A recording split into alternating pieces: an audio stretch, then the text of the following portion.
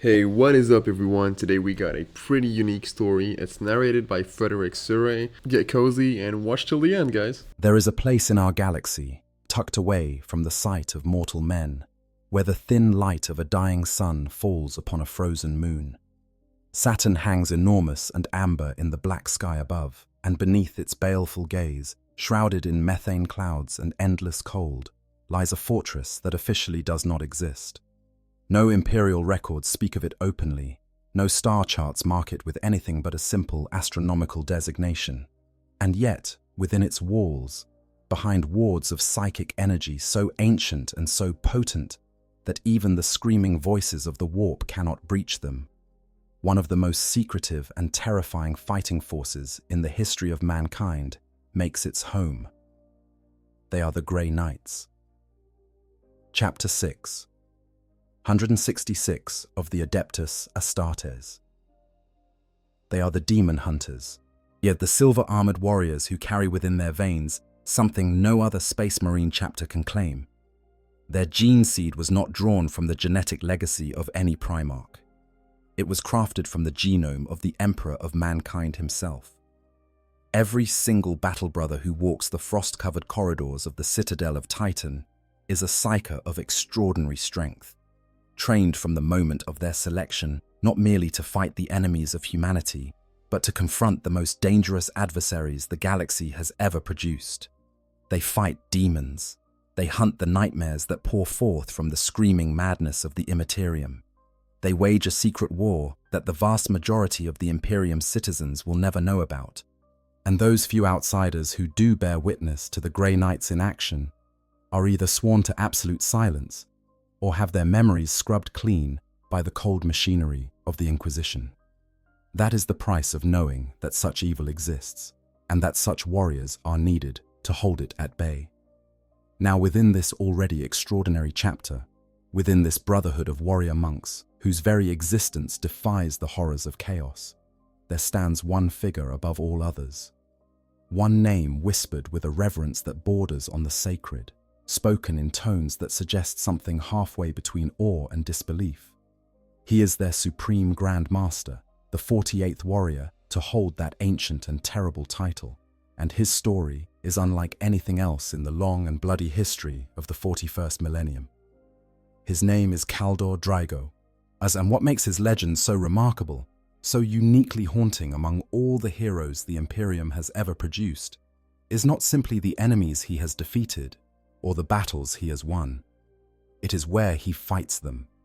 It is the fact that for an untold span of time, this warrior has been trapped within the realm of chaos itself, wandering the impossible landscapes of the warp, confronting the servants of the dark gods on their own ground, in their own domain, and refusing to break, refusing to fall, refusing to let the darkness swallow what remains of the man he once was. His story is one of unimaginable courage. It is a story of loss, of sacrifice, of a curse spoken by a dying demon that would echo across centuries. It is a story about what it means to carry a burden so heavy that it would crush the soul of any lesser being, and to carry it not for a year, not for a decade, but for what may well be eternity. So settle in, get comfortable, and let the world around you grow quiet for a while. Because tonight, we are going to walk alongside Kaldor Draigo through every chapter of his legend. From his first steps as a humble battle brother to his lonely vigil in the darkest corners of the universe, we are going to trace the path of the most powerful Grey Knight who has ever lived. But before we can understand Draigo, before we can appreciate the full weight of what he has endured and what he represents, we need to understand the brotherhood he leads. We need to go back to the very beginning, to a time when the Imperium was tearing itself apart and the Emperor of mankind looked upon the ruin of everything he had built and decided that if humanity was to survive, one, it would need a weapon unlike anything that had come before. The Grey Knights were born from betrayal. That is the only honest way to describe their origins. When the War Master Horus, the Emperor's most favored son, turned his back on everything he had been created to protect and plunged the Imperium into the most devastating civil war in human history, the Emperor was forced to confront a terrible truth. His space marines, those magnificent transhuman warriors he had designed to be the defenders of humanity, were not immune to the corruption of chaos. Half of the Primarchs, his own genetic sons, had fallen to the whispered promises of the dark gods. As legions that had once marched beneath the banner of the Imperial Aquila now slaughtered their own brothers in the name of powers that hungered for the destruction of everything the Emperor had built. In the darkest hours of the Horus heresy, as the traitor legions carved a bloody path toward terror itself, the Emperor turned to the one man he trusted above all others. Malcador, the Sigillite, the regent of terror, a psyker of almost incomprehensible power, second only to the Emperor himself, who had stood at his master's side since the earliest days of the Unification Wars. Malcador was old in a way that defied easy explanation, ancient and weathered like a mountain that has watched civilizations rise and crumble at its feet. He had been there when the Emperor first revealed himself to humanity. He had helped build the Imperium from the ground up. And now, as that Imperium threatened to collapse under the weight of its own son's treachery, the Emperor gave Malcador a task that would determine the fate of mankind for millennia to come. He was to search the galaxy, to cross battlefields soaked in the blood of brother fighting brother, and to find 12 individuals of such absolute purity of spirit, such unshakable loyalty, and such extraordinary strength of mind that they could be trusted to carry out a mission upon which the very survival of the human race depended. Malcador did not question the order. He simply went. Across burning worlds and through the wreckage of the greatest civilization the galaxy had ever known, the Sigillite moved like a ghost, testing souls, reading minds, is searching for that rare quality of incorruptible dedication that the Emperor needed. He returned to Terra with 12. 4 were mortal men and women of extraordinary character, lords and administrators possessed of sharp intellects and iron wills. These 4 would eventually become the founders of the Imperial Inquisition. But the other 8 were something else entirely. They were space marines, drawn from different legions, each one a psyker of remarkable ability. And here is the thing that makes their selection so remarkable. Some of these marines had come from legions that had turned traitor. Their brothers had fallen to chaos, had embraced the darkness, had become everything they had once sworn to destroy. And yet these 8 had remained true. And their loyalty to the Emperor burned so bright that even the corruption swirling all around them could not dim it. That kind of purity is rarer than any jewel, rarer than any weapon, rarer than anything the galaxy has to offer. The Emperor looked upon them and knew that Malcador had done well. These 8 space marines were taken to Titan, Saturn's largest moon, which Malcador had already prepared as the cradle of something new. Within its frozen depths, a fortress monastery had been constructed in absolute secrecy. Cryovaults filled with specially prepared gene seed lay waiting. This gene seed was different from anything that had come before. It had not been derived from the genetic template of any Primarch. It had been engineered directly from the genome of the Emperor himself. Alongside these precious biological treasures, hundreds of thousands of recruits had been gathered, each one carefully selected and psychically screened for even the slightest hint of chaos corruption. Everything was ready. All that was missing were the teachers, the founders, the warriors who would take this raw material and forge it into the Emperor's final gift to humanity. Malcador chose one of the 8 to lead them. His name was Janus, and he would become the first supreme Grand Master of the Grey Knights. And then, in an act of psychic engineering so audacious that it beggars belief, Malcador did something extraordinary. As the siege of Terra reached its final catastrophic hours, as Horus's forces battered at the walls of the Imperial Palace itself, Malcador used his immense psychic power to cast an enchantment upon the entire moon of Titan. It simply vanished. One moment it was there in its orbit around Saturn, and the next it was gone, plucked from reality and hidden within the roiling tides of the warp itself. Protected by macrogellar fields and sigillic rites of Malcador's own devising, the moon rode out the storm of the heresy, while the rest of the galaxy bled and burned. Time moves differently in the warp. While the final battles of the heresy played out over weeks and months in real space, centuries passed for the inhabitants of Titan. When the moon finally re-emerged into normal space during what the Imperium calls the Second Founding, the raw recruits and the 8 founders had been transformed into something unprecedented. A full chapter of 1,000 fully trained battle brothers stood ready. Every single one was a psyker. Every single one had been trained not just in the arts of war, but in the specific and terrible discipline of confronting the demonic. Their armor was left unpainted, the silver grey of the ceramite exposed, a tradition born from their desire to lead lives of absolute purity. Etched into their left gauntlets and tattooed upon the flesh beneath was the sigil of Malcador, the sigillite, the mark of the man who had given everything to create them. They were designated Chapter 666 and embedded within the newly formed Inquisition as the chamber militant of the Ordo Malleus, the branch of the Inquisition dedicated to hunting demons. There is a grim irony in that number. Chapter 666. The number of the beast in ancient Terran religious traditions, now assigned to the warriors whose sole purpose is to destroy the beasts of the warp. But whether Malcador chose that number deliberately as a form of defiance, a way of turning the symbols of the enemy against them, or whether it was assigned by the bureaucrats of the Second Founding who had no idea of its significance, is a question that has never been answered. But it feels deliberate. Everything about the Grey Knights feels deliberate, planned, intentional, as if their entire existence is one long, carefully worded prayer against the darkness. The process of creating a Grey Knight is perhaps the most grueling and dangerous recruitment pipeline in the entire Imperium. Every potential recruit must possess latent psychic abilities, a requirement that immediately narrows the field to a vanishingly small percentage of the human population. But raw psychic talent is just the beginning.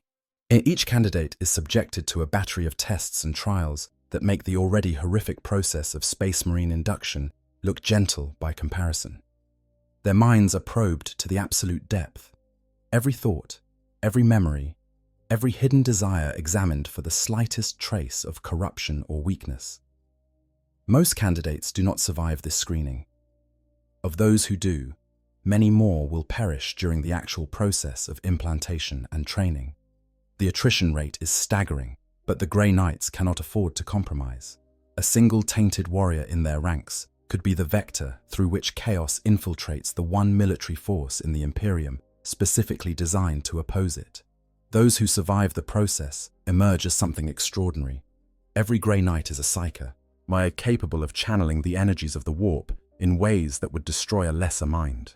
Their primary weapons are the Nemesis Force weapons, blades and hammers and halberds that contain a psi matrix attuned to the unique psychic signature of their wielder. The power of these weapons directly corresponds to the psychic talent of the knight who carries them, meaning that a Nemesis weapon in the hands of a Grey Knight is not merely a physical tool, but an extension of his will, his faith, and his hatred for the demonic. Their armor is the Aegis pattern, a marvel of psychic engineering that incorporates a lattice of psychoconductive filaments and amulets, anointed and inscribed with prayers and wards that protect the wearer from the corrupting influence of the warp. When a Grey Knight walks onto a battlefield, the very air around him seems to hum with restrained power, and demons that draw near him feel their connection to the material world begin to fray, their physical forms losing cohesion in the presence of such concentrated purity.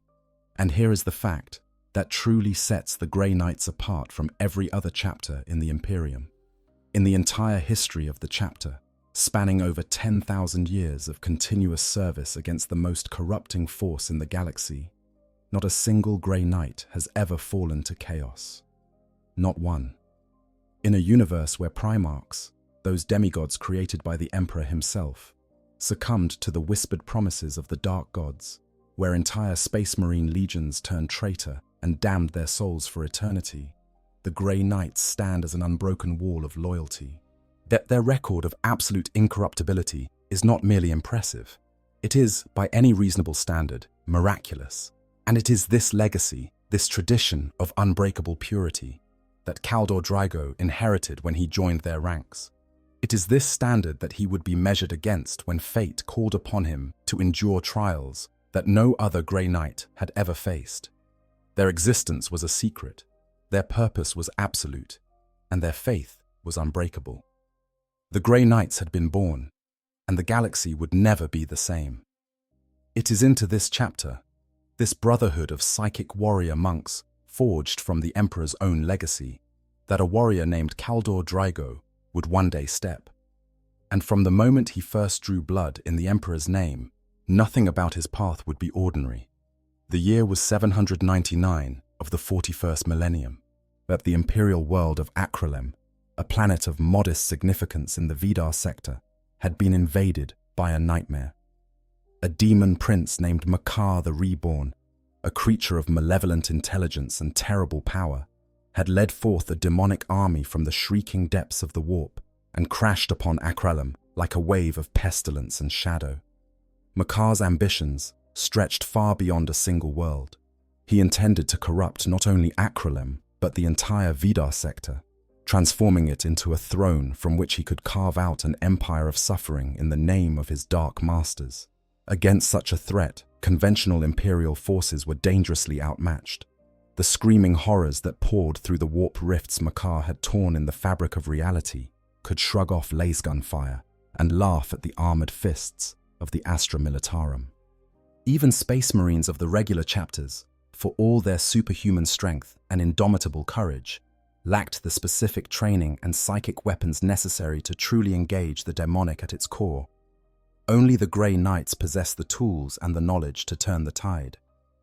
The third brotherhood of the Grey Knights descended upon Acrylem alongside 9 regiments of the Astra Militarum and companies of space marines drawn from the Astral Knights and the Flesh Tearers chapters. It was a formidable force, a hammer of righteous fury, aimed squarely at the heart of Macar's invasion. What awaited them was one of the most terrible battles of that century, a meat grinder of psychic fire and demonic claws that swallowed entire regiments and spat out their broken remains. When the skies above Acrylem churned with unnatural colors as the barrier between reality and the warp groaned under the pressure of Macar's ritual workings. The ground itself seemed to weep blood, and the air carried whispered promises of power and damnation that clawed at the minds of everyone within earshot. Among the Grey Knights who fought on Acrylem that day was a freshly ennobled battle brother. He was young by the standards of his chapter, his armor still carrying the smell of recent forging, his nemesis force sword still hungry for its first taste of demonic essence. His name was Kaldor Draigo, and the universe had not yet learned to fear him. But it would. Very soon, it would. But the battle for Acrylem was the kind of apocalyptic conflict that the Imperium's propaganda machine would later sanitize into heroic legends fit for children's bedtime stories, stripping away the true horror and replacing it with comforting narratives of righteous victory. But the reality was far more terrible than any sanitized account could convey. The demonic horde that Macar had summoned was not merely an army in the conventional sense. It was a violation of the natural order, a screaming wound in the fabric of reality through which poured creatures that should not have been able to exist in the material universe at all. Bloodletters of Horn advanced in disciplined ranks, their hellblades hissing with the heat of the warp. Plague-bearers of Nurgle shambled forward in putrid waves, their very presence causing the grass to wither and the soil to turn black with corruption. Pink horrors of Tzinch cackled and shrieked as they hurled bolts of mutating warp fire at anything that moved. And among them all moved the lesser demons, the Nurglings and the Furies, and the unclassifiable horrors that defied any attempt at categorization. The Astra Militarum regiments bore the brunt of the initial onslaught, as they always did, their lasguns blazing defiance into the screaming dark, even as their ranks were torn apart by claws and fangs. and weapons forged from solidified nightmares. Brave men and women died in their thousands, their sacrifice buying time for the Grey Knights to position themselves for the counterattack that would decide the fate of the planet. The Astral Knights and Flesh-Tearers fought with characteristic fury, their bolters roaring and their blades singing, holding the flanks while the Grey Knights prepared their decisive strike. There can be little doubt that without the Grey Knights, Acrylem would have fallen. The demonic horde was vast and furious, an ocean of twisted flesh and screaming malice that threatened to drown every living thing on the planet.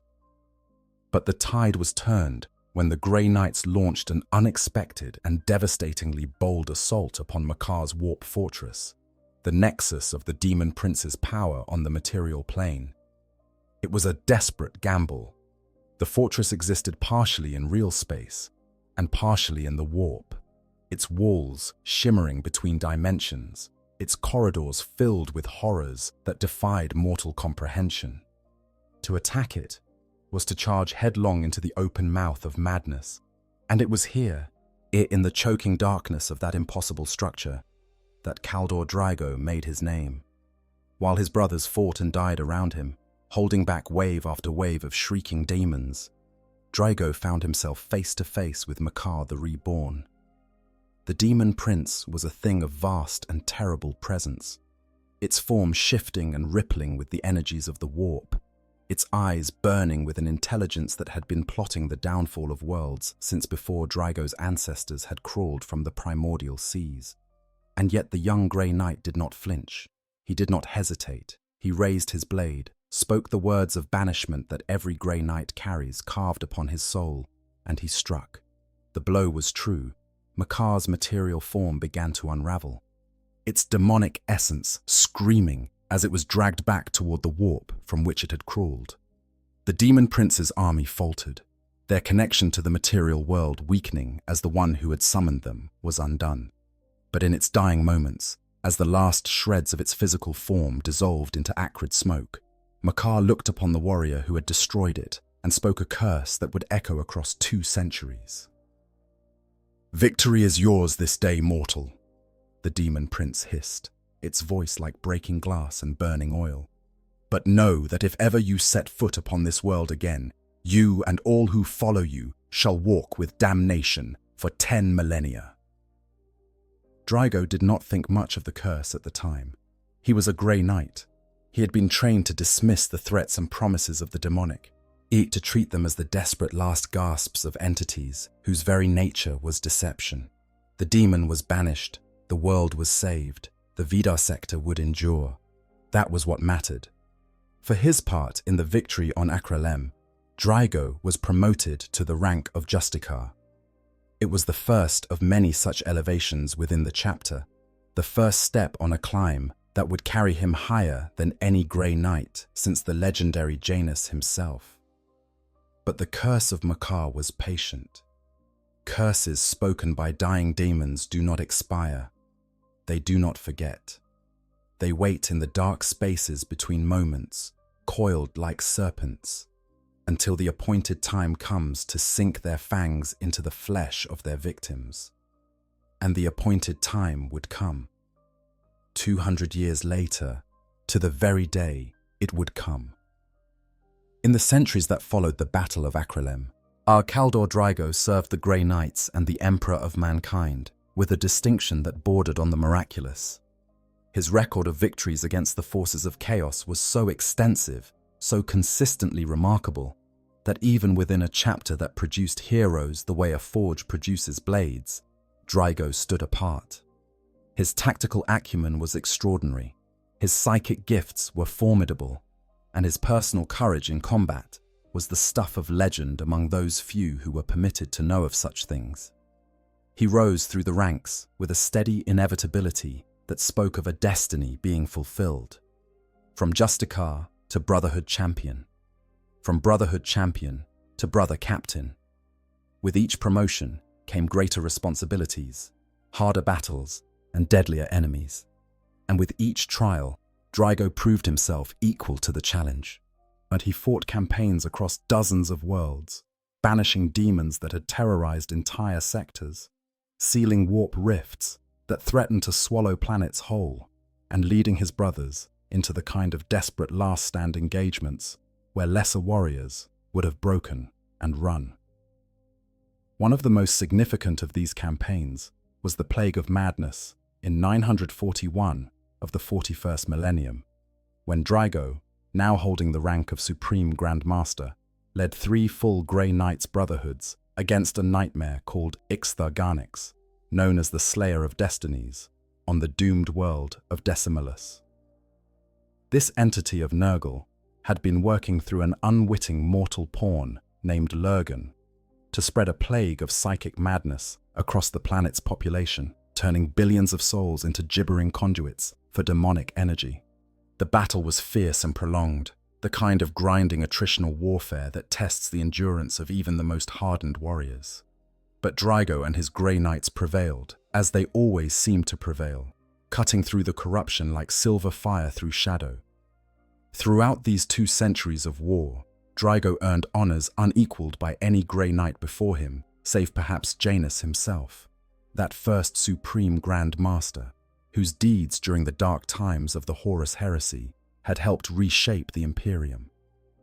The Prognosticars, those Grey Knights gifted with limited foresight into the shifting tides of the future, watched Draigo's rise with a mixture of admiration and unease. They could see the strands of destiny weaving themselves around him, pulling him towards something vast and terrible.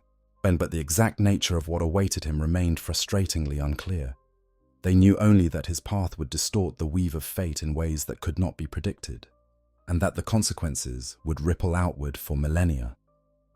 It was during these years of service that the name Kaldor Draigo became something more than a mere designation in the chapter's records. It became a symbol. When Grey Knights spoke his name, they did so with the same quiet reverence that Imperial citizens reserved for saints and martyrs.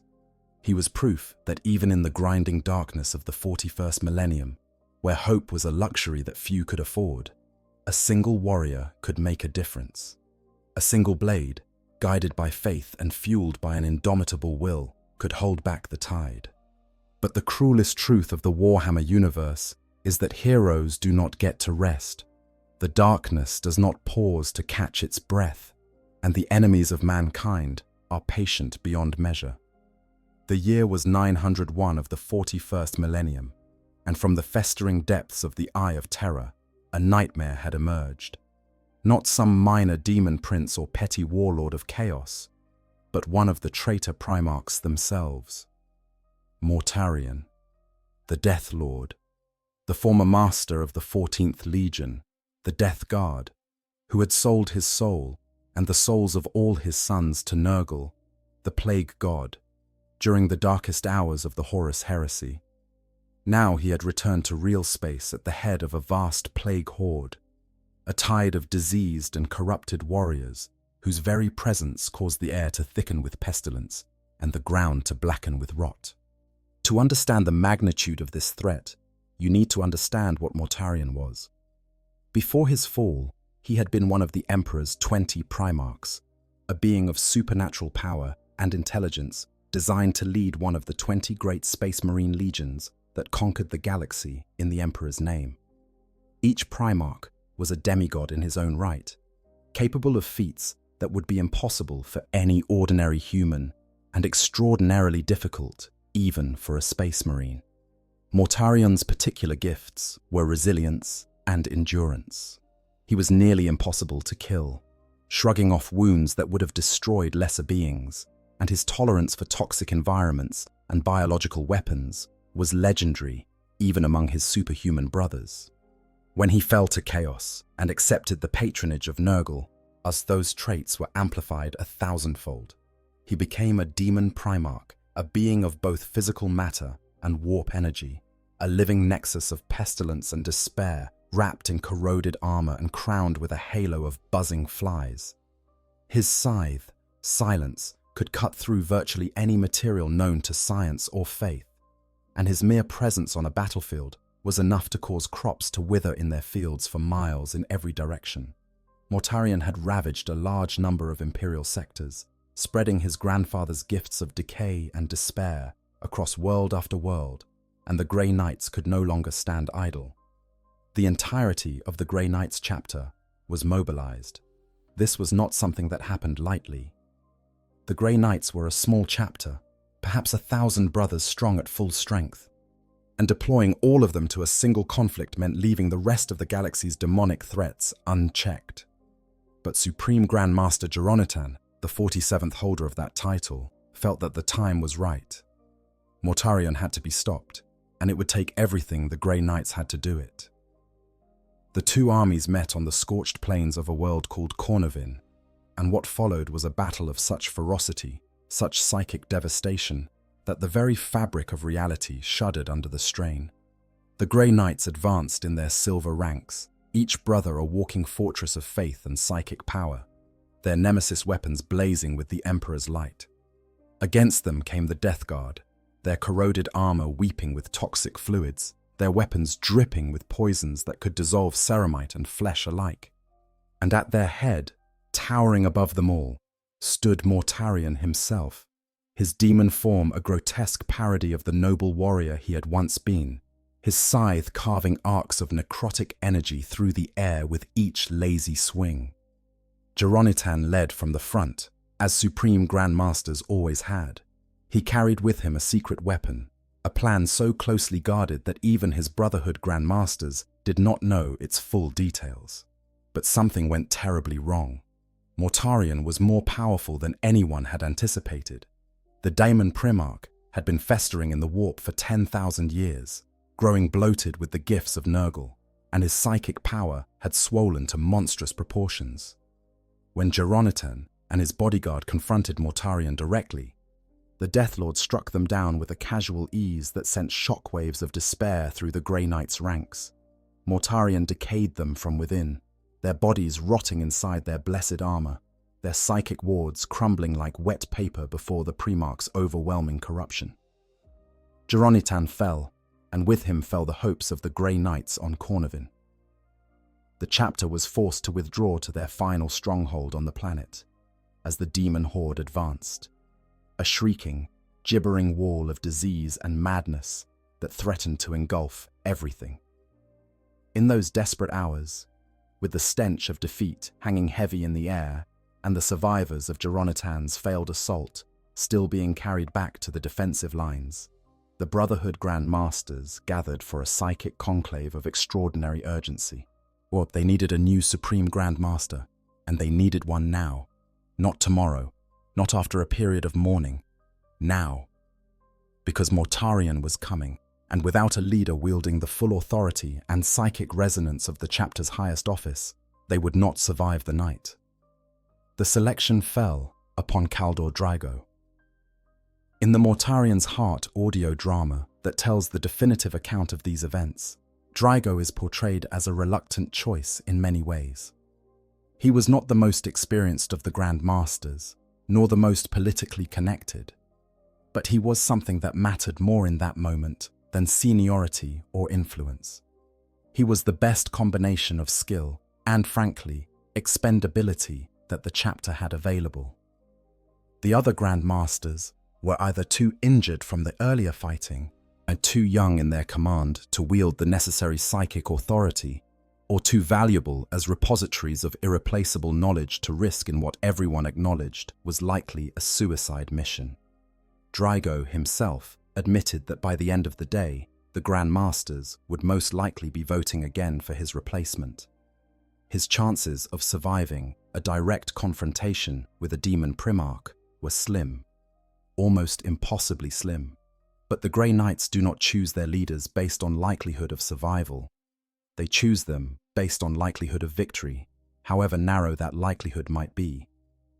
Now, I've covered a lot of tragic characters on this channel, but Draigo hits different for me. There's something deeply unsettling about his story that goes beyond the usual grimdark fare. Most 40k heroes die gloriously or fall to corruption, but Draigo, he just endures forever, no end in sight.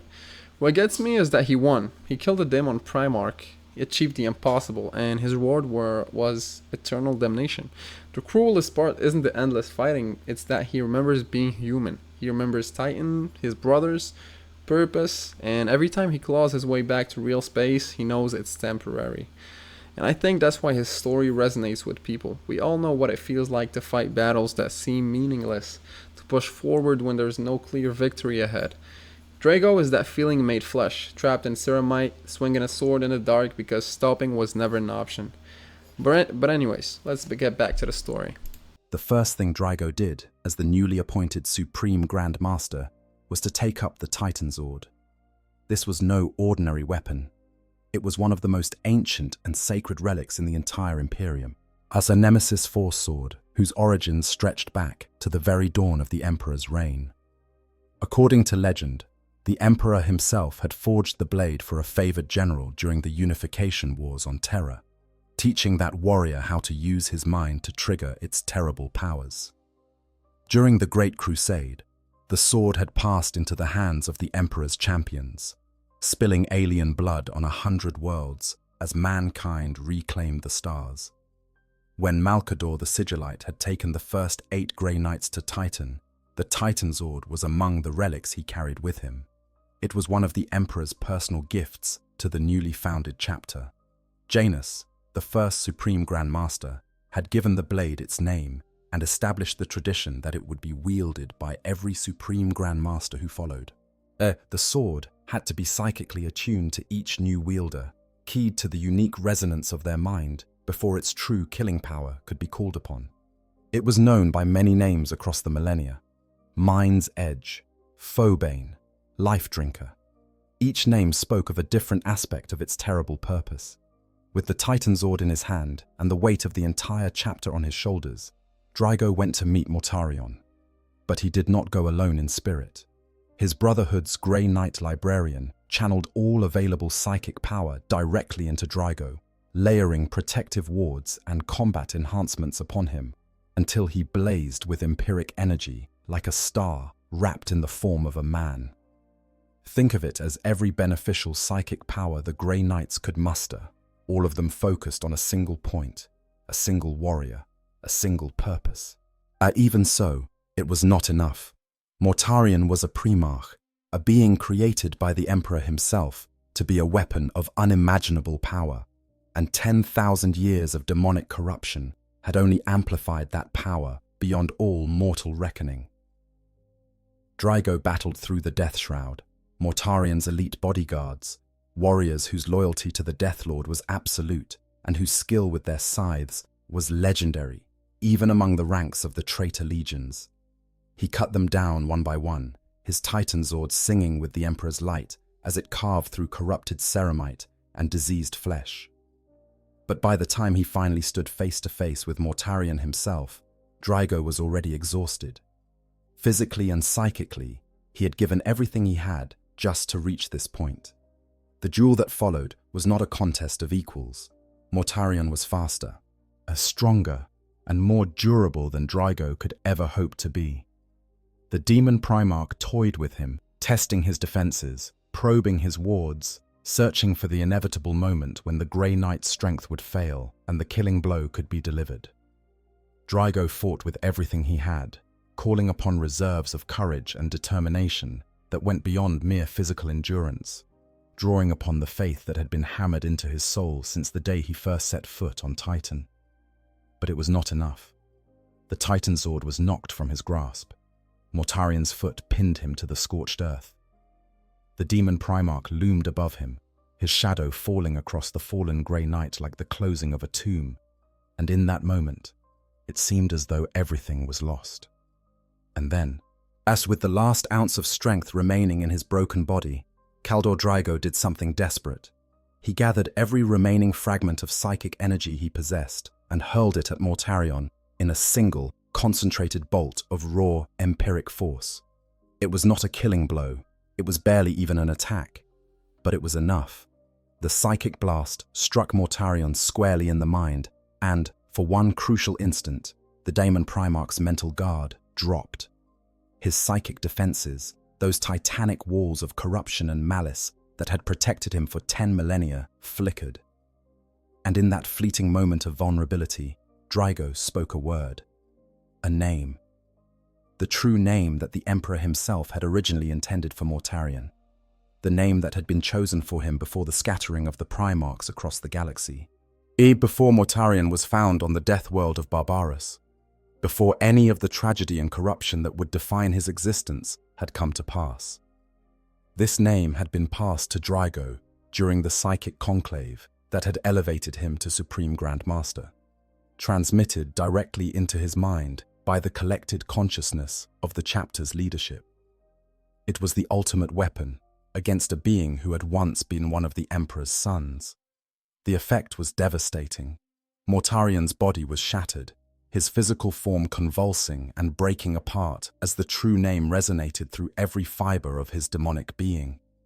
The name acted like a key, unlocking the chains that bound Mortarion's corrupted essence to the material world, and his hold on reality began to dissolve.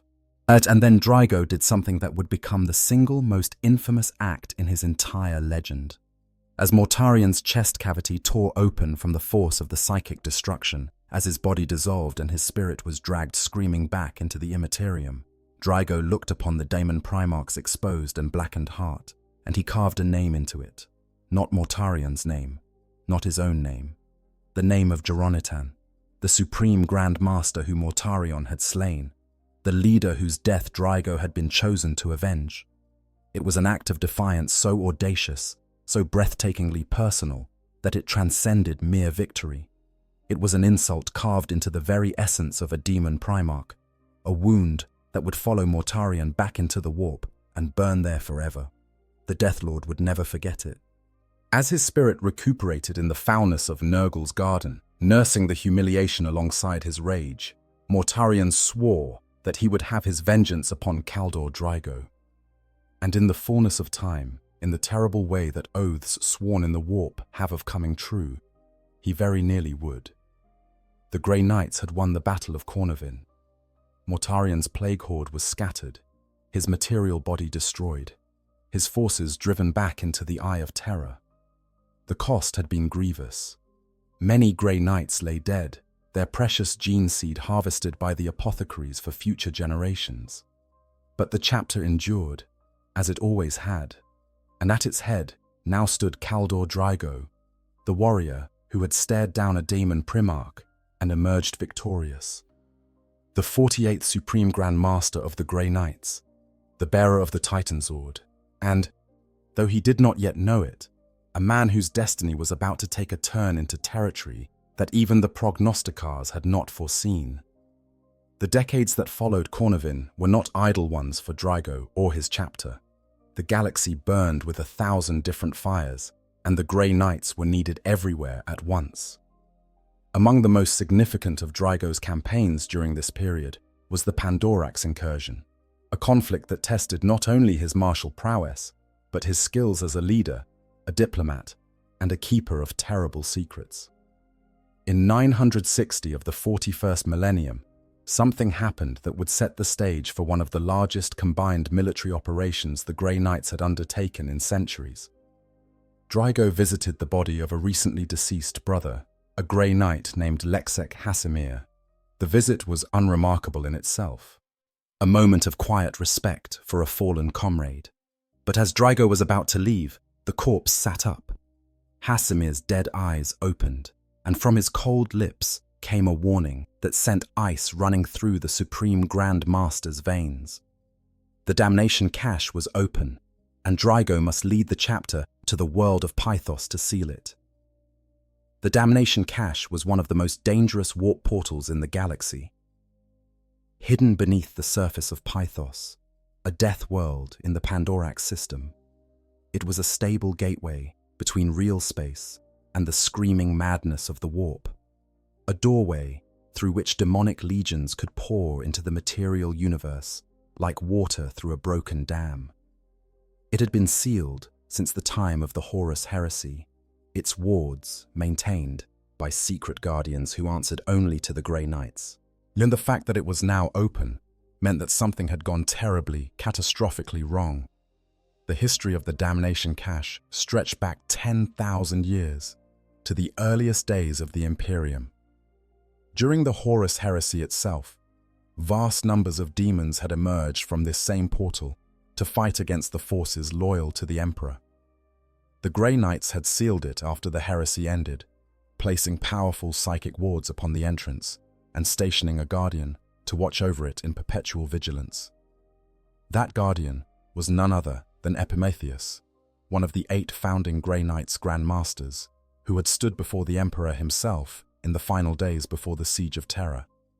Epimetheus had remained on Pythos in suspended animation, preserved across the millennia, to ensure that the damnation cache remained sealed. But the fact that the cache was now open meant that either Epimetheus had failed, or had been removed, or something had gone so catastrophically wrong that even a founding Grand Master's wards could not hold. And the scale of what had gone wrong became clear when intelligence reports confirmed that the forces responsible for breaking the seal were none other than the Black Legion, led by Abaddon, the Despoiler himself. The Warmaster of Chaos had invaded the Pandoraax system with an alliance of traitor forces, sweeping aside Imperial resistance with the overwhelming force that was his hallmark. While the Katachan 183rd Regiment fought a desperate guerrilla war in the planet's deadly jungles, Abaddon's sorcerers and dark apostles had worked to break the seals on the cache, as performing rituals of such blasphemous power that reality itself buckled and groaned under the strain. Draigo knew he did not have time to wait for Grey Knight reinforcements. Every hour that the damnation cache remained open was another hour that demons could flood through it into real space, and Abaddon's forces would be fortifying their position with every passing moment. He needed allies, and he needed them immediately. So Draigo did something that demonstrated both his political cunning and his willingness to leverage every tool at his disposal. He enacted an ancient oath sworn to the Grey Knights by the Dark Angels chapter, a debt of honor that the Sons of the Lion had hoped would never be called in. The Dark Angels chapter master, Azrael, was furious. He considered it blackmail. Draigo then revealed something he had learned from interrogating a captured heretic Astartes prisoner, some piece of information so sensitive, so dangerous to the Dark Angel's most closely guarded secrets, that Azrael had no choice but to comply. The entire Dark Angels chapter committed to the Pandoraax campaign. The sole concession Draigo granted was that the Dark Angels would have operational superiority on the ground. The campaign that followed was a brutal slog through nightmarish conditions. The jungles of Pythos teemed with hostile wildlife even before the demonic incursion began. Now, with the warp pouring through the damnation cache and corrupting everything it touched, the planet had become a hell of mutated vegetation, reality-warping energy storms, and demonic entities that appeared out of thin air to tear apart anything that moved. Abaddon's Black Legion and elements of the Death Guard fought with the fanatical determination of warriors who knew that their master's plans depended on holding the cache open long enough for the ritual to reach completion. Draigo led the 5th Brotherhood aboard the strike cruiser Revenge into battle against demons and Chaos Space Marines in the void above Pythos, before making planetfall and linking up with the Dark Angel's Deathwing Terminators for the push toward the cache itself. The underground tunnel systems beneath the planet were a nightmare, a labyrinth of twisting passages and vast caverns where the laws of physics grew increasingly unreliable the closer one got to the warp portal. Draigo and his Grey Knights fought their way through these hellish corridors alongside Azrael's Dark Angels, an alliance that was tense at the best of times and openly hostile at the worst. During the ritual to seal the damnation cache, Draigo was interrupted by a demon prince of Nurgle called Jianlo. In a moment of cunning that spoke to the demon's intelligence, Jianlo grabbed Draigo and teleported them both into the vacuum of space, reasoning that in the silent void, Draigo would be unable to speak the demon's true name. It was a clever gambit, but it underestimated the sheer stubbornness and combat skill of the Grey Knight Supreme Grand Master. Draigo fought the demon prince in the freezing darkness between the stars, his Terminator armor the only thing standing between him and the lethal emptiness of the void. And after a brief but ferocious battle, He severed the demon's head from its body and hurled it into the black. The Grey Knights eventually reached the damnation cache and sealed it, ending the demonic incursion and starving Abaddon's forces of their otherworldly reinforcements. The despoiler withdrew, escaping Imperial vengeance as he always seemed to, but not before he had accomplished at least one of his objectives. He had captured Epimetheus, one of the founding Grey Knights' Grand Masters, who had been standing guard over the cache for 10,000 years, preserved in suspended animation since the days of the Horus heresy. Draigo, unaware that Abaddon had already taken Epimetheus, confronted Azrael and accused the Dark Angels of kidnapping the ancient warrior, whilst it was a moment of tension between two of the Imperium's most powerful military leaders, and it spoke volumes about the secrets and suspicions that lurked beneath the surface of even the most sacred alliances. But the Pandoraax campaign, for all its drama and bloodshed, was merely a prelude to the event that would define Kaldor Draigo's legend forever. Because the clock was ticking on the curse of Macar, and the appointed hour was almost at hand. 200 Terran years. To the day. That was how long Macar had given Draigo before the curse would come due. And in 999 of the 41st Millennium, exactly 2 centuries after the Battle of Acrylem, an astropathic distress beacon brought terrible news to Titan. Acrylem had been invaded by demons once again. Macar the Reborn had clawed his way back from the depths of the warp, on his hatred undimmed by the passage of time, his hunger for vengeance sharper than ever. When Draigo received the news, he knew immediately what it meant. The curse was being called in. Macar had returned to the one world in all the galaxy where Draigo's presence would doom not only himself, but everyone who followed him. The Demon Prince was daring Draigo to come back, taunting him with the knowledge that the Supreme Grandmaster would have to choose between abandoning a world to its fate and walking into a trap that had been 2 centuries in the making. Draigo's response was characteristic. He would go, but he would go alone. He forbade his fellow Grey Knights from accompanying him to Acrylem, knowing that Macar's curse extended to all who followed him onto that world. His battle brothers protested, some angrily, the others with quiet desperation, but none disobeyed. The Supreme Grand Master had spoken, and his word was law. Kaldor Draigo boarded a ship and travelled to Acrylem to meet his destiny. He spoke little to the Imperial defenders, already fighting on the planet's surface, but his grim purpose was plain to anyone who looked upon him. This was a man walking towards something he knew might destroy him, and doing it anyway, because it was the right thing to do. The few soldiers who saw him pass through their lines would later describe the experience as something approaching the numinous.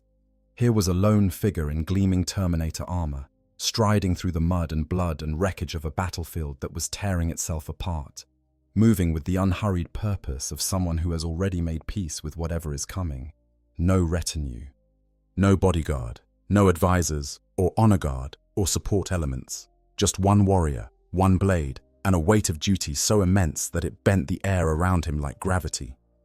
During the siege of Castle Gorseth, Draigo unleashed the devastating psychic flame that was his particular gift, sweeping demons and rotting plague zombies away in sheets of silver fire. He slew the decaying abomination of Nurgle that had led the assault with the cold precision of a surgeon excising a tumor.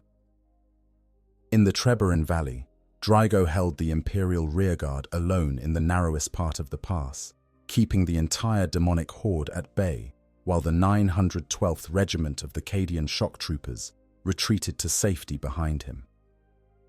Survivors of the battle would remember for the rest of their lives that it was a single warrior, and a single figure in silver Terminator armor, blazing with psychic light, who held that pass for 2 full days.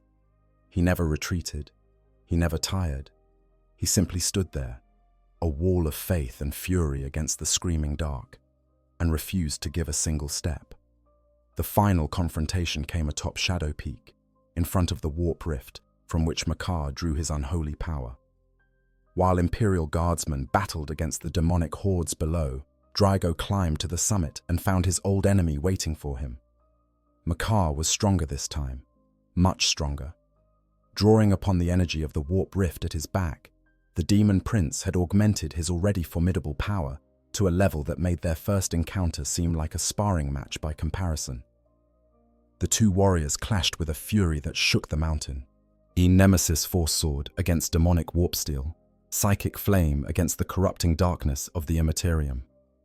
It was a battle that tested every fiber of Draigo's being, every lesson he had learned in 2 centuries of war, every shred of faith and determination he possessed. But Macar was his physical superior this time. The demon prince was faster, stronger, more durable, and he fought with the desperate fury of a being that had spent 200 years nursing its hatred in the pits of the warp. Draigo could not keep pace with his immortal adversary forever.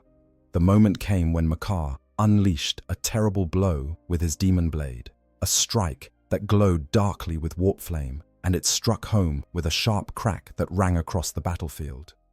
The Grey Knight's Nemesis force sword shattered halfway down its length, while the blessed metal breaking like glass under the demon's fury, and the force of the blow drove Draigo to one knee. Macar crowed in triumph. The demon prince savoured the moment, preparing to wield his corrupt blade for the killing blow, to end 2 centuries of humiliation and finally claim the soul of the mortal who had dared to defy him. But Draigo was not yet defeated. With a roar that came from somewhere deeper than his body, somewhere deeper than his psychic power, a place that was nothing but pure, distilled human defiance. Draigo rose from his knee. He gripped the shattered stump of his sword in both hands and, with every last fragment of his strength, thrust it into Macar's foul heart. With that single blow, Kaldor Draigo delivered Acrylem from damnation for the 2nd time. But as death throes racked Macar's body, the warp rift behind them began to collapse. The demon prince's connection to the material world was unraveling, and everything connected to that connection was being pulled into the void, including Macar, including the warrior who had just driven a broken sword into the demon's chest. With his dying breath, Macar used the last of his strength to push Kaldor Draigo backward into the collapsing rift. The supreme Grand Master of the Grey Knights disappeared into the warp. The rift sealed behind him. And just like that, Kaldor Draigo was gone. The Grey Knights searched for their lord. They scried the tides of the warp with their most powerful prognosticars, reaching out with psychic tendrils across the vast distances of the Imperium, searching for any trace of Draigo's presence. They found nothing, or rather they found something, and a faint, impossibly distant echo of a consciousness that should not have been able to exist in the realm of chaos at all, let alone maintain its coherence. Draigo was alive. Somehow, impossibly, inexplicably, he was alive and moving through the most hostile environment in the known universe. To understand the enormity of what Draigo was enduring, you have to understand what the realm of chaos actually is. It is not a place in any physical sense that the human mind can meaningfully comprehend. It is the roiling, ever-shifting substance of the warp-given geography, a dimension of pure psychic energy where thought and emotion become tangible, where the collective fears and desires of every sentient being in the galaxy are given monstrous form. It is divided into the territories of the 4 great chaos gods, in each one a vast and terrible domain that reflects the nature of its master. Khorne, the blood god, claims a kingdom of endless slaughter, a landscape of brass and bone where rivers of blood flow between mountains of skulls, and the air rings with the constant clash of weapons. Nurgle, the plague lord, tends his foul garden, a realm of beautiful decay where every flower blooms with pestilence and every fruit is rotten with disease, yet everything teems with a horrible fecund vitality.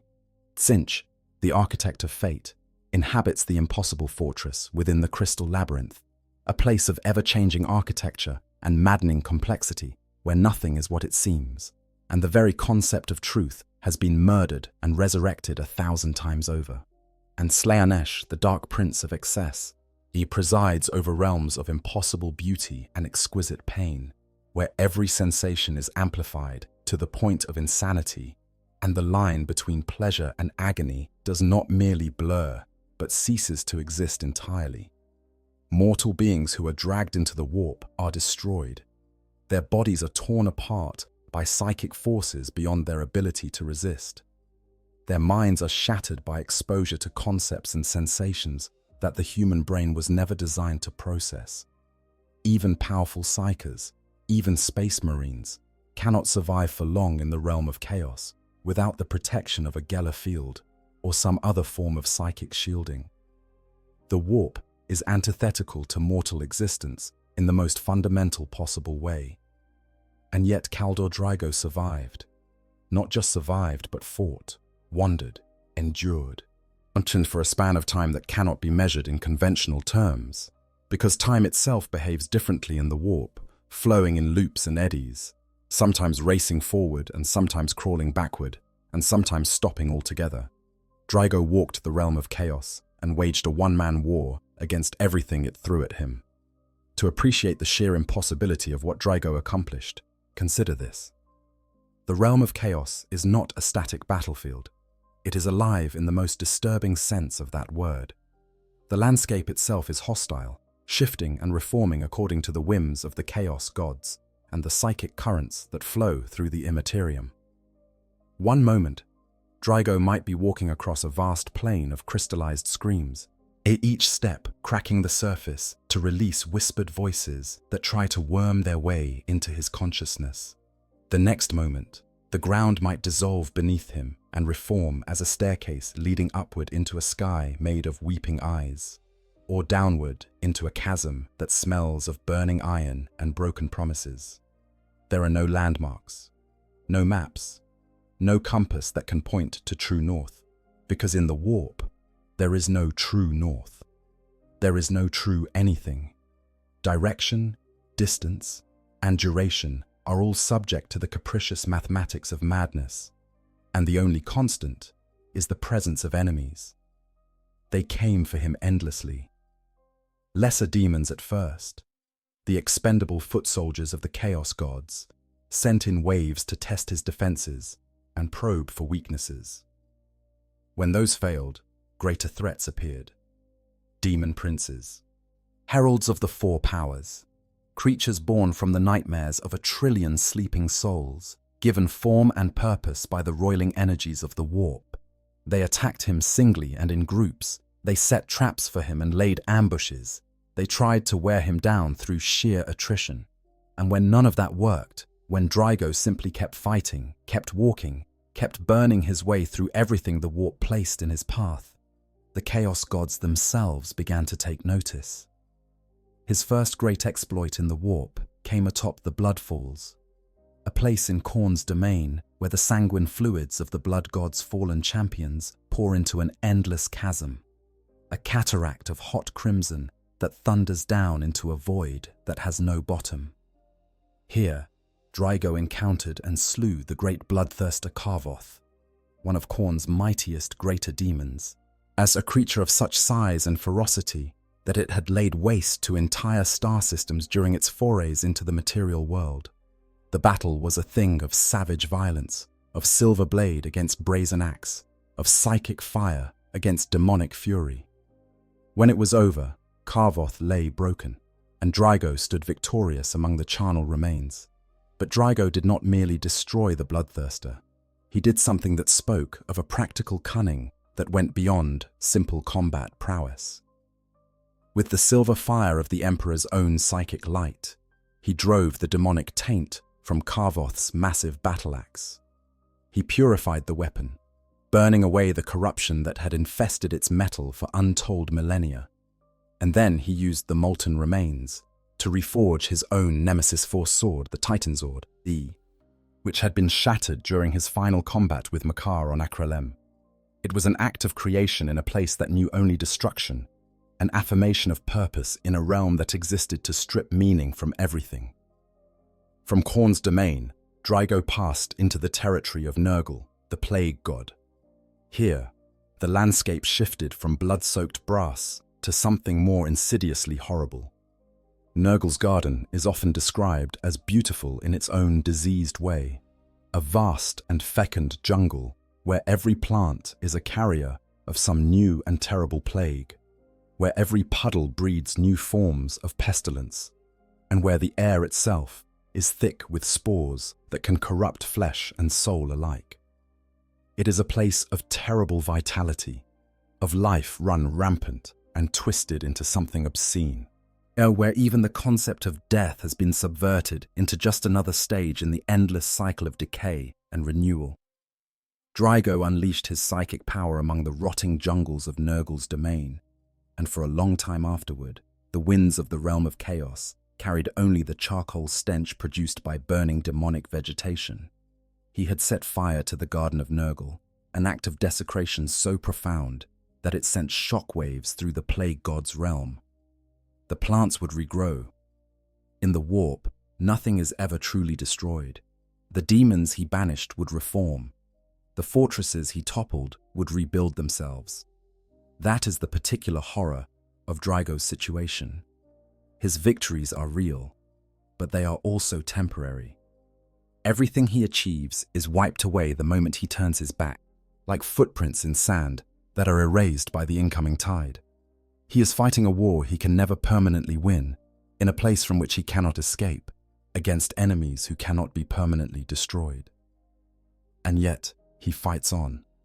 In the realm of Slaanesh, where the whispered promises of the Dark Prince are designed to find the weakness in every soul, Draigo was confronted by the Six Sisters, 6 chosen demonettes of extraordinary power and beauty. They offered him everything a mortal heart could desire: glory, power, endless wealth, release from his suffering, the chance to feel pleasure beyond anything the material world could offer. They wove their temptations with an artistry that had corrupted saints and heroes across 10,000 years, tailoring each offer to the specific vulnerabilities of a warrior who had been fighting alone for an immeasurable span of time. But Draigo's will held firm. The Grey Knights are trained from their earliest days to resist the lures of chaos, to recognize temptation for what it is, and to reject it utterly. And in Draigo's case, that training had been forged into something that went beyond mere discipline. It had become a part of his identity, as fundamental as his heartbeat or his psychic signature. He defeated the Six Sisters and moved on. In the domain of Tzeentch, the architect of fate, Draigo faced perhaps his most cunning adversary. The Lord of Change Macachan, a greater demon of extraordinary intelligence, did not try to defeat Draigo through brute force or seduction. Instead, Macachan offered him something far more dangerous: information. The demon claimed to know the way back to the material world, the path that would carry Draigo out of the warp and return him to his brothers. All Draigo had to do was listen. All he had to do was trust a servant of the god of lies. Draigo's response was to burn Macachan's fortress to the ground. These exploits became the stuff of legend within the Grey Knights chapter. Their supreme Grand Master had not merely survived the realm of chaos. He was raging through it like a storm, leaving a trail of banished demons and shattered fortresses in his wake. No mortal had ever accomplished anything remotely like this. The very concept of a single human soul, even one as powerful and as pure as Draigo's, maintaining its coherence and its fighting capability in the heart of chaos for an extended period, was supposed to be impossible. And yet the faint psychic echoes that occasionally reached the prognosticars on Titan confirmed that Draigo was still out there, still fighting, still refusing to break. There is even a tantalizing hint, buried in the lore of the Warhammer fantasy setting's end times, that Draigo's wanderings through the warp may have taken him beyond the boundaries of the 40K universe entirely. During a character's journey through the realm of chaos in the end times narrative, the final companion he encounters is described as a knight, a giant of a man whose armor gleams like silver and whose speech is strange. Upon reaching the mansion of Nurgle, this knight sacrifices himself so the rest of the party can enter, as explaining that he has made something of a name for himself since his arrival in the benighted realm and is confident he can draw the demon's attention. As he charges, he sweeps out his hand and blue fire explodes among the demon ranks. The warp connects all realities, and the Silver Knight who fights demons with psychic flame and has made a name for himself in chaos sounds unmistakably like someone we know. The opening of the Great Rift, the Cicatrix Maledictum, that galaxy-spanning wound in reality that tore the Imperium in half at the start of the era Indomitus, changed everything for Kaldor Draigo.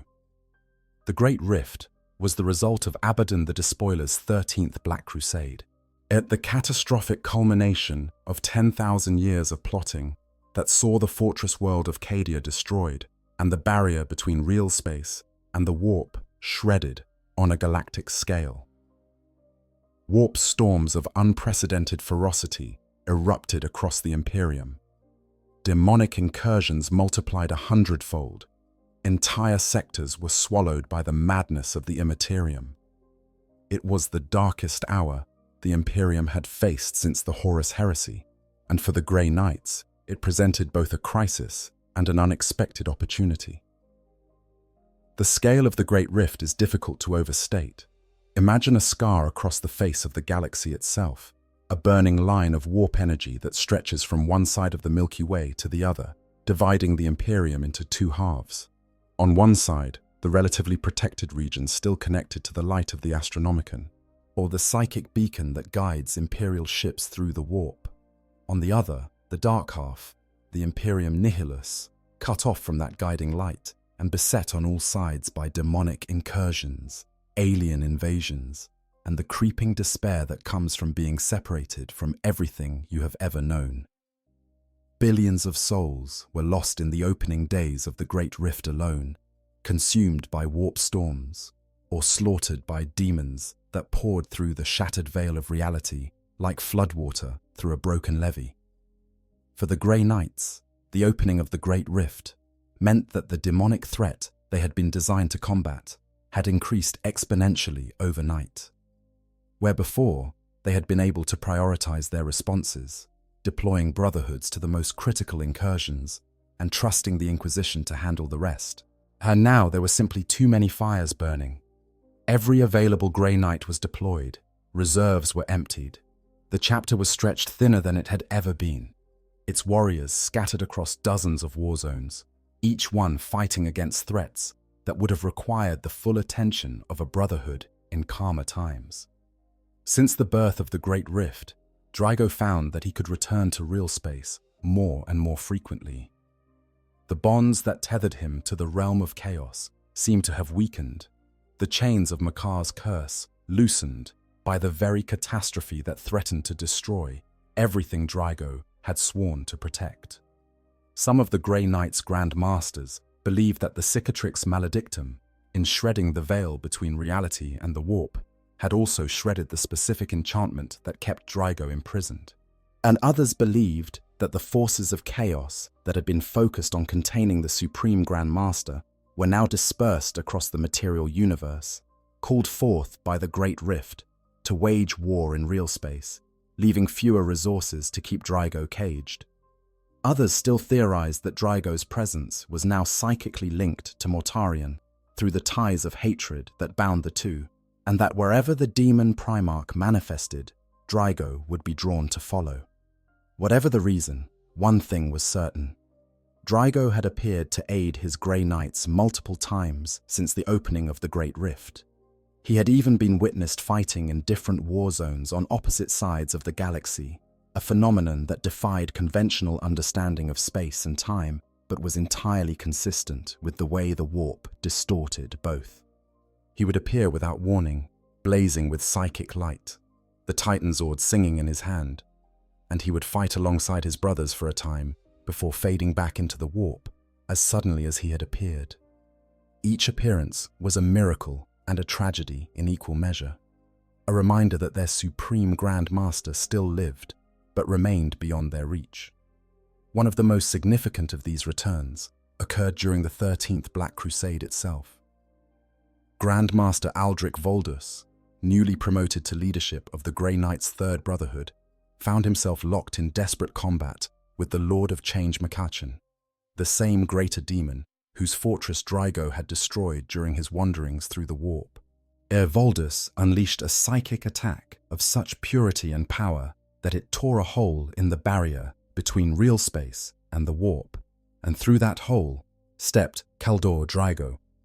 The Supreme Grand Master fought alongside Voldes against Macar, turning the tide of the battle, and then, in a moment of calm after the demon was banished, Draigo formally appointed Voldes to the rank of Grand Master. It was a fleeting encounter, a few precious minutes of lucidity before the warp reclaimed its prisoner, but it demonstrated that even from the depths of the realm of chaos, Draigo was still leading his chapter. In the dire hours that followed the opening of the Great Rift, Draigo appeared to each of the Grey Knights Grandmasters individually, and seeking their counsel on the state of the Imperium and the chapter's readiness to face the escalating demonic threat. And in those consultations, something unprecedented occurred. For the first time in recorded history, the Terminus Decree was given consideration. The Terminus Decree is one of the most closely guarded secrets in the entire Imperium. Deep within the core of Titan, in the most heavily warded vault of the Grey Knights' Fortress Monastery, there sits a small, simple wooden box. Only the Supreme Grand Master is permitted to know of its existence. The box bears a golden seal that is an exact match of another seal found on the Emperor's golden throne on Terra, and it contains the Emperor's final command to the Grey Knights chapter. Yet the instructions are clear. It is to be opened only when all hope for the future of humanity seems lost.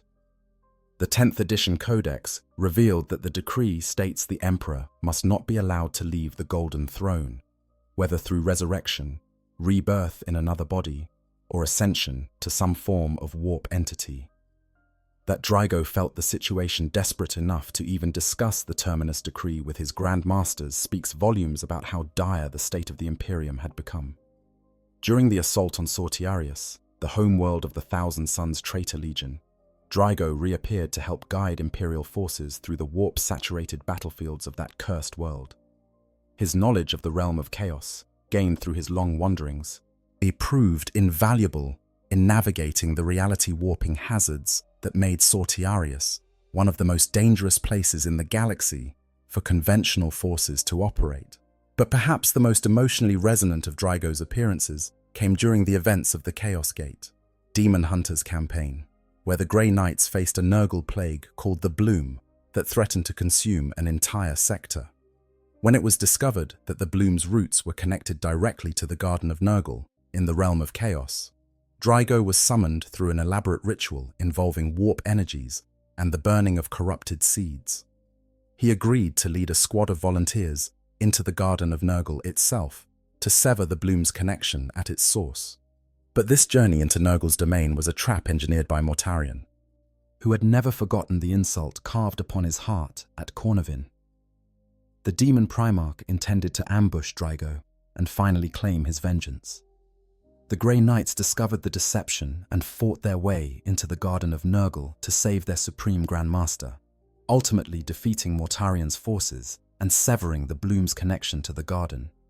Draigo survived, but the encounter with Mortarion was a reminder that his oldest and most dangerous enemy was still out there, still plotting, still hungry for the Grey Knights' destruction. Despite his occasional returns, the Grey Knights have been forced to acknowledge a painful reality. If Draigo cannot permanently escape his curse, a new Supreme Grand Master will eventually have to be named. The chapter cannot be led indefinitely by a warrior who is present only sporadically, as appearing and disappearing like a ghost, no matter how powerful or inspiring that warrior might be. The pragmatic necessities of command require a permanent, present leader, and the Grand Masters know this, even if the prospect fills them with something that Grey Knights are not accustomed to feeling. Reluctance, sorrow, something that, in lesser men, might be called grief. And yet the promise remains. The prophecy that has sustained the Grey Knights through their darkest hours still holds. One day, when the Imperium faces its most desperate crisis, when the defenders of humanity know their darkest hour, Kaldor Draigo will return permanently. He will step from the warp for the final time, the Titan Zord blazing in his hand, and he will lead his brothers and the armies of the Emperor to victory against whatever threat seeks to extinguish the light of mankind. There is a reading of Kaldor Draigo's story that many fans embrace, and it goes something like this. His tale is not really about power. It is not really about the incredible feats of arms he has performed, the demon primarchs he has defeated, the greater daemons he has slain, the impossible battles he has won. Those things are impressive, certainly, and they are an important part of why he is considered the most powerful Grey Knight to have ever lived. But they are not the heart of his story. The heart of Kaldor Draigo's story is isolation. It is loneliness. It is the experience of being utterly alone in the most hostile environment imaginable, separated from everyone and everything you care about, and choosing to keep fighting anyway. Think about what he endures every single day, if days can even be said to exist in the realm of chaos. He is surrounded by entities whose sole purpose is to kill him, corrupt him, or seduce him into giving up. He has no allies, no supply lines, no reinforcements, no one to watch his back while he sleeps, assuming sleep is even possible in a place where the laws of physics are suggestions at best. Every victory he achieves is temporary. Every demon he banishes reforms. Every fortress he topples rebuilds itself. He is fighting a war that he can never win, in a prison that he can never leave, and he has been doing it for what may be centuries or millennia from his subjective perspective. That is not a power fantasy. That is a tragedy.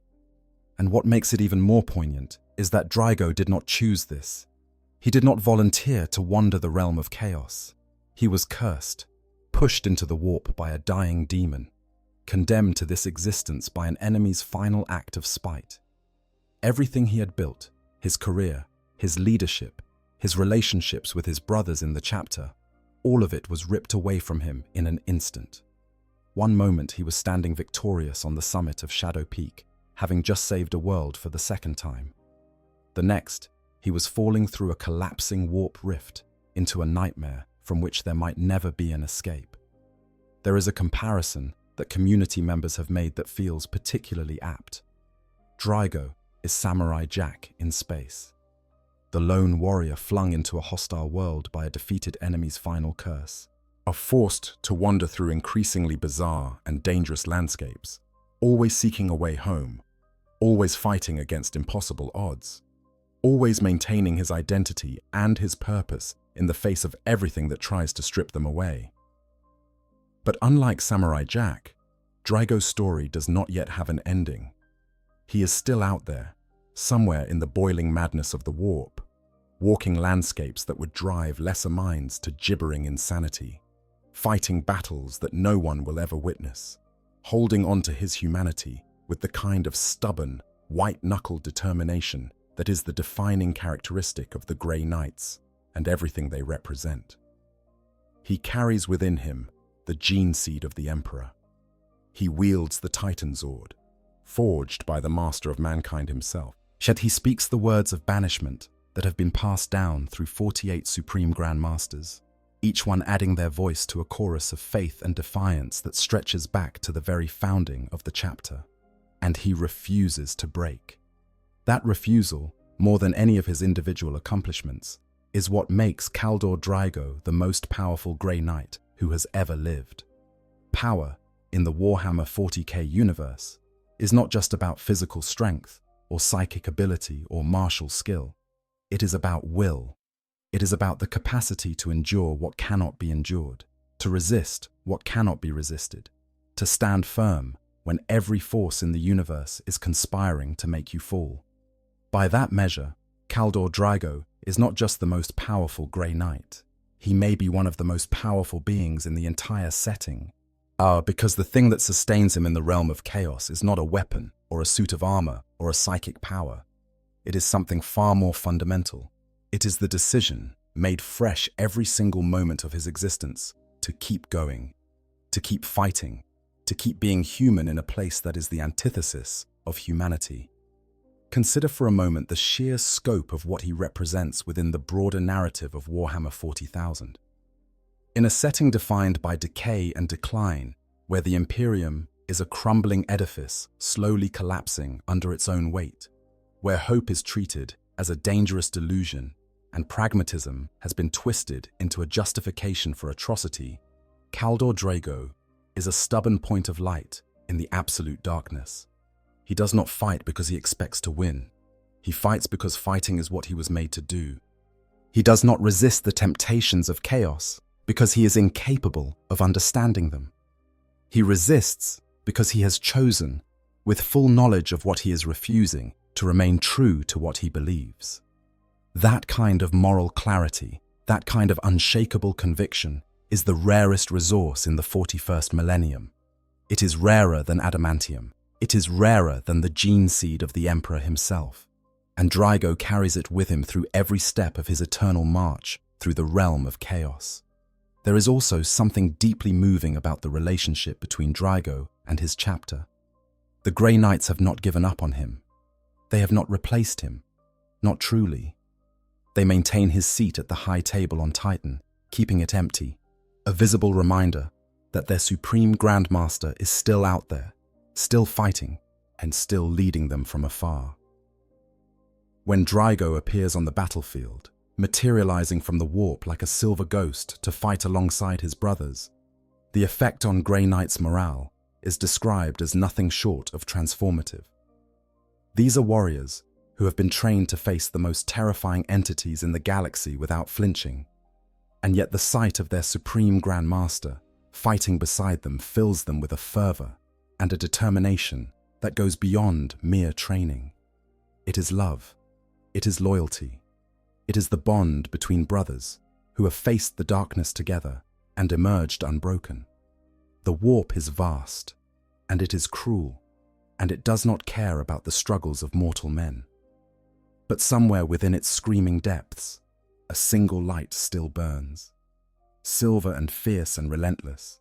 Yes, it moves through the darkness like an ember that refuses to die, and the demons of all four gods know its name and fear it. Kaldor Draigo walks the realm of chaos still, and while he walks, hope endures. One day, when the Imperium stands on the very edge of oblivion, when the last walls have crumbled and the last defenders have fallen, and the darkness seems absolute and final, a figure in silver Terminator armor will step from the warp and into the light of the material world. The Titan Zord will blaze in his hand. The sigil of Malcador will gleam upon his gauntlet, and the enemies of humanity will know that their time has come, because the Supreme Grand Master of the Grey Knights has returned. His watch is not yet ended. His duty is not yet complete. And until that day comes, as until the final battle is fought and the last demon is banished, the greatest Grey Knight who ever lived will endure, as he always has, as he always will. If you enjoyed this deep dive into the legend of Kaldor Draigo, please consider hitting that like button and subscribing to the channel. Every like, every subscription, and every comment helps this channel grow and lets me know that you want to see more content like this. If there is a character, or a faction, or a conflict from the Warhammer 40K universe that you would like me to cover next, drop it in the comments below. I read every single one. Until next time, stay comfortable, stay curious, and remember, in the grim darkness of the far future, there is always someone still fighting for the light. I hope you guys enjoyed the story. Make sure to hit the subscribe, like, share button, whatever you want. Give me some feedback if there's any. And yeah, sleep well.